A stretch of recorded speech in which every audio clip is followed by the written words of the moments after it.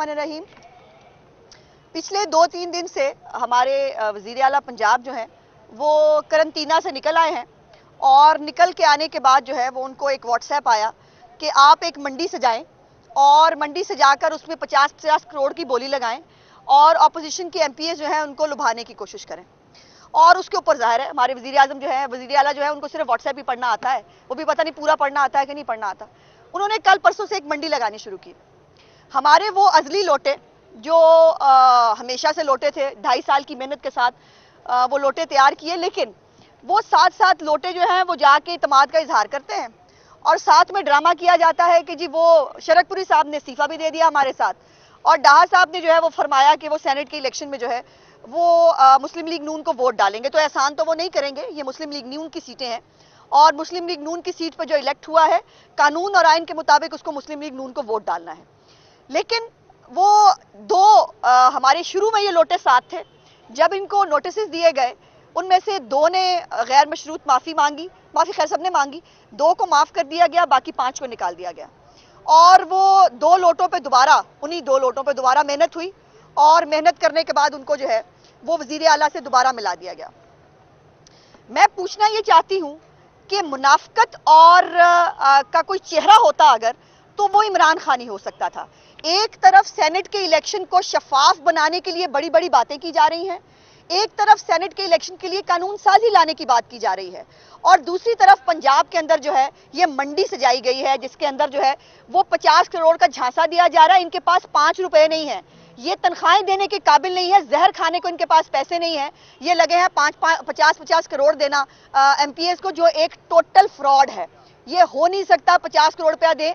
बहरहाल बहुत सारे कमज़ोर दिल हजरात जो हैं वो होते हैं मुख्तलिफ पॉलिटिकल पार्टीज़ के अंदर, लेकिन अल्लाह का फजल ये है कि उन 7 अजली लोटों के अलावा मुस्लिम लीग नून का कोई भी एमपीए ना इनको मिलने के लिए तैयार है, ना इनकी बात सुनने के लिए तैयार है। और दूसरी तरफ क्या हो रहा है, दूसरी तरफ खुद ही तौसा के एक एमपीए साहब जिनका नाम दाऊद ख्वाजा सुलेमानी साहब है शायद, और उन्होंने कल एक खुरम लगारी साहब भी साथ उनके बैठे और उन्होंने एक और प्रेस कॉन्फ्रेंस की। बुज़दार साहब, आप उनके सवालों का जवाब दीजिए, पहले पीडीएम को मत रोएं, आप अपने कद से बड़ी बात ना करें। आपको क्या पता पीडीएम क्या होती है, आपको क्या पता आइन और कानून क्या है? जो आपके टिकट जारी करते हैं बराए मेहरबानी उनको बताएं कि आपके कद के मुताबिक बात किया करें, आप मजाक बनते हैं।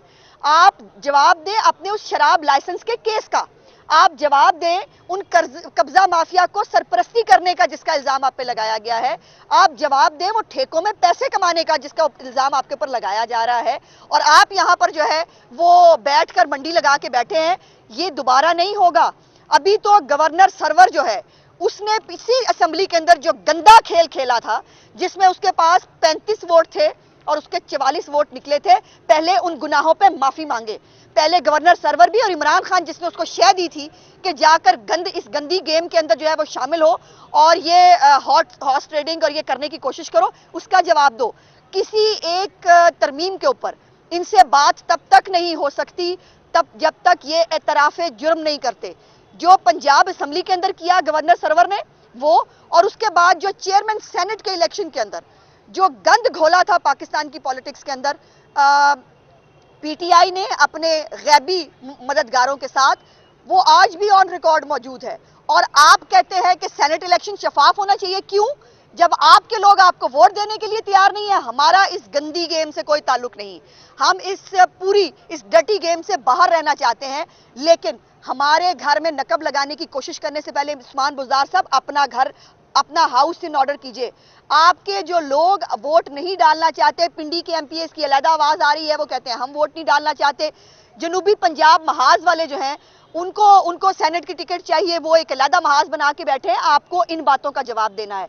हमारे घर में नकब नहीं लगेगी, हमारे घर में नकब लगाने से कोई फायदा नहीं होगा। आपको अपना हाउस इन ऑर्डर करें और उन बातों का उनका जवाब दें। ये मासूमियत के लबादे के पीछे मत छुपें। मुझे समझ में नहीं आता, मैं पूछना चाहती हूँ चेयरमैन नैब को उस्मान बुज़दार की शक्ल नजर क्यों नहीं आती? जो फेस देखते हैं, जो फेस नहीं देखते केस देखते हैं, उनको आटा चीनी का केस नजर नहीं आ रहा जिसके अंदर उस्मान बुज़दार साहब का चीनी के स्कैंडल के अंदर उनका खुद कमीशन के सामने एतराफ़ जुर्म मौजूद है कि उन्होंने वर्बल ऑर्डर्स के ऊपर चीनी की सब्सिडी दी और चीनी बाहर भेजी। इनकी अपनी तहकीकाती कमेटियां कहती रहीं कि बुज़दार साहब के दफ्तर में जड़ें जाती हैं आटे के स्कैम की। لیکن یہاں پر کوئی دیکھنے کے لیے پوچھنے کے لیے تیار نہیں ہے. اس گندی گیم سے باز رہیے. وزار صاحب آپ کو کوئی فائدہ نہیں ہوگا. کوشش کریں یہ 50 کروڑ کا لالی پاپ جو ہے یہ اپنے ایم پی ایس کو دیکھ کر ان کو تسلی دینے کی کوشش کریں, اپنے اتحادیوں کو دیں. ایک طرف پی ڈی ایم جو ہے وہ آج وہ میں نے دیکھا ٹکر مجھے بڑی ہنسی آئی, انہوں نے لکھا وہ پی ڈی ایم کا جو ہے وہ پتہ نہیں کام ختم ہو گیا ہے کیا. بھائی اپنے کام کی فکر کرو, اپنے اتحادیوں کے کبھی جو وزیر اعظم جو ہے وہ پرویز الہی کی شکل دیکھنے کا روادار نہیں تھا, جیسے ہی پی ڈی ایم کا جو ہے وہ ان کو بوجھ پڑا فوراً این آر او مانگنے پرویز الہی کے در پہ چلے گئے, اور اب اچانک سے ایم این ایز اور ایم پی ایس سے ملاقاتیں شروع ہو گئی ہیں, وزیر اعظم کی اور وزیر اعلیٰ کی بھی, اور ابھی ان کے اوپر پریشر نہیں ہے. برائے مہربانی آپ دیکھیے آپ کے پیروں کے نیچے سے قالین سرک رہا ہے, اور یہ ہمارے چند لوٹے جو ہیں وہ آپ کو نہیں بچا پائیں گے. ان لوٹوں کو آئین اور قانون کے مطابق ووٹ ڈالنا ہے. آپ اپنے ایم پی ایس کی فکر کریں اور یہ لالی پاپ انہیں دے کہ ان کو یہ آپ نے کیسے اپنے ساتھ جوڑ کے رکھنا ہے. غیر فطری اتحاد پی ڈی ایم نہیں ہے بزدار صاحب. غیر فطری اتحاد وہ اتحاد ہے جہاں سے لوٹے اکٹھے کر کے جنوبی پنجاب محاذ بنایا گیا, اس کو غیر فطری اتحاد کہتے ہیں.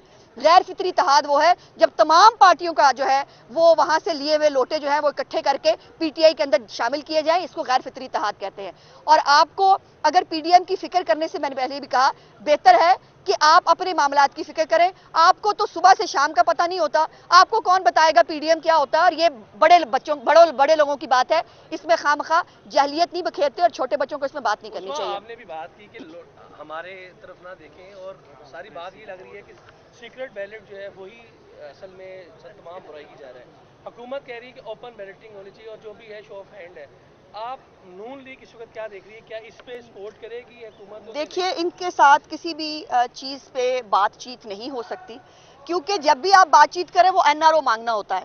تو ہم نے طے کر لیا ہے نہ این آر او لینا ہے نہ ان کو اب این آر او دینا ہے. اور جیسے میں نے پہلے کہا کہ پہلے ان کو اعتراف جرم کرنا ہے, جو گند انہوں نے گھولا گورنر سرور کے الیکشن میں پچھلے سینٹ میں, اور اب جو چیئرمین سینٹ کے اس پہ ہوا اس پہ بات کرنی ہے. اور کل ٹرانسپیرنسی انٹرنیشنل کی ایک رپورٹ آئی ہے جس میں ہمارے صادق اور امین حکومت جو ہے اس کا پول کھل گیا کہ صادق اور امین حکومت کے اندر جو مافیاز بیٹھے بات کر رہے تھے, ہم بات کر رہے تھے.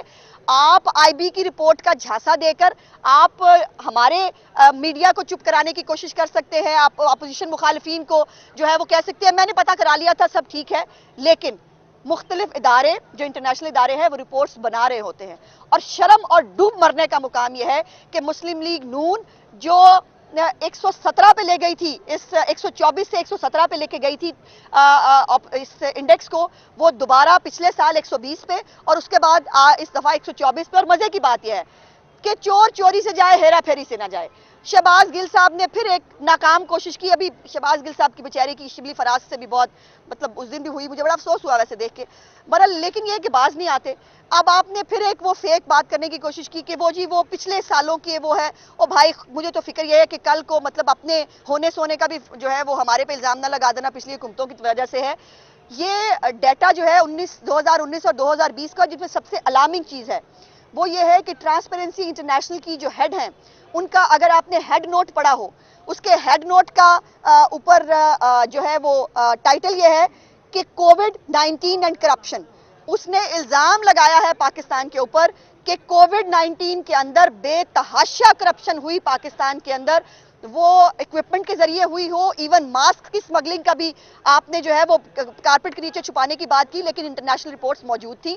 سو یہ جو صادق اور امین حکومت ہے تھوڑا سا اتنا سا چلو بھر پانی لے کر اس پر ڈوب مریے. آپ کے لیے پوری جو چارج شیٹ ہے وہ پاکستان کی عوام نے بھی تیار کی ہوئی تھی, میڈیا جو ہے وہ بھی آپ کے لیے چارج شیٹ تیار کر کے بیٹھا تھا, لیکن آپ کو چونکہ بات سمجھ نہیں آ رہی تھی, انٹرنیشنلی آپ نے پاکستان کو تباہ و برباد کر دیا, اور پاکستان اس وقت کرپٹ جو ممالک ہیں اس میں کافی ترقی کر گیا. بتائیں کہ 50 کروڑ وہ دے رہے ہیں, اپوزیشن کو کچھ حصہ مل رہا ہے یا نہیں مل رہا ہے, اس وجہ سے آپ کو غصہ ہے کہ میں کہہ رہی ہوں ان کے پاس 5 روپے نہیں ہے بھائی, پہلے تنخواہیں تو دلا دو.